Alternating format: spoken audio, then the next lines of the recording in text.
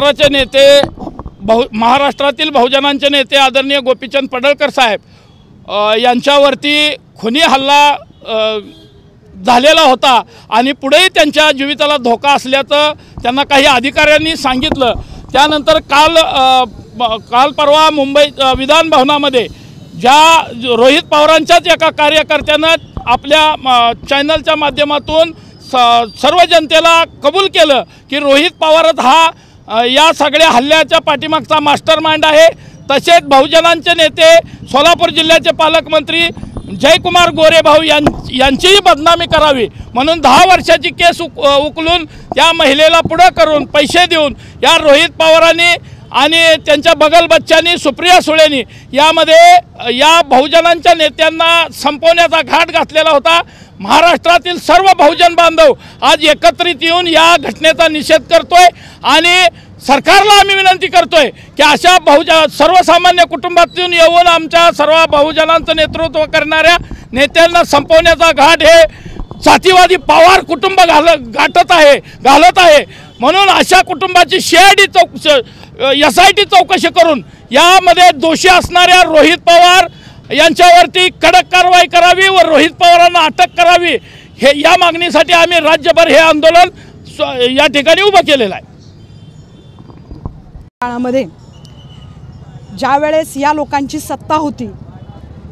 त्यावेळेस या रोहित पवारांनी हे जे कृत्य केलेलं आहे, आदरणीय आमदार गोपीचंदजी पडळकर साहेब असतील किंवा आमच्या सोलापूर जिल्ह्याचे पालकमंत्री असतील जयकुमारजी गोरे साहेब यांच्या बाबतीत यांनी काय केलेलं आहे, समोर जर ताकदीचा नेता असेल तर त्याला अशा पद्धतीनं संपवायचं काम हे पवार कुटुंब गेली वर्षानुवर्ष करत आहे। महाराष्ट्रामध्ये जातीचं विष पेरणारं आणि संपूर्ण समाजामध्ये जातीता निर्माण करून या समाजाचं मन कलुषित करण्याचं काम या वांगीताई, सुप्रिया सुळे आणि रोहित पवार करत असेल। आपल्यापेक्षा जर कोणी पुढे जात असेल तर यांना हे सहन होत नाही आणि त्यामुळे त्यांनी अशा पद्धतीने लोकांवरती हल्ले करणे, लोकांची बदनामी करणे, अशा पद्धतीने हा महाराष्ट्र त्यांनी ढवळून काढलेला आहे। माझी राज्य सरकारला आदरणीय मुख्यमंत्री फडणवीस साहेबाला एवढीच विनंती आहे की आपण परवा विधानसभेमध्ये हा प्रश्न मांडला होता आणि त्यातून तुम्ही ही चौकशी समोर आणलेली आहे आणि अशा पद्धतीने जर नेत्यांवरती हल्ले होत असतील आणि त्यांच्या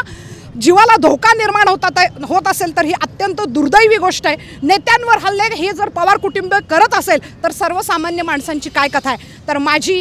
राज्य सरकारला विनंती आहे की त्यांनी SIT मार्फत या संपूर्ण पवार कुटुंबाची चौकशी लावावी ही विनंती सर, परवा या ठिकाणी विधिमंडळामध्ये त्या आवारामध्ये या ठिकाणी आमच्या समाज बांधवांनी आदरणीय शरदचंद्र पवार साहेबांचा टॅटू दाखवून या ठिकाणी गेल्या 2.5 वर्षामध्ये किंवा त्या सरकारच्या काळामध्ये रोहित पवारांनी या ठिकाणी गोपीचंद पडळकर साहेबांना कसं जीवे मारण्याचा प्लॅन केला हे त्या ठिकाणी सांगितलं, काही अधिकाऱ्यांनी सांगितलं। मला आपल्या माध्यमातून एक विनंती करायची आहे, सरकारला करायची आहे की तात्विक राजकारण जरूर असावं परंतु द्वेषाचं राजकारण या महाराष्ट्रामध्ये सुरू आहे ही एक अतिशय गंभीर आणि खेदजनक गोष्ट आहे। मला आपल्या माध्यमातून सांगायचं आहे, जर गोपीचंद पडळकरांच्या जीवाला थोडाफार जर धोका झाला तर या ठिकाणी मी आपल्या माध्यमातून आवर्जून सांगतो की याची सर्वस्वी जबाबदारी ही रोहित पवारांची असेल। या ठिकाणी आदरणीय आमचे पालकमंत्री जयकुमार गोरेभाऊ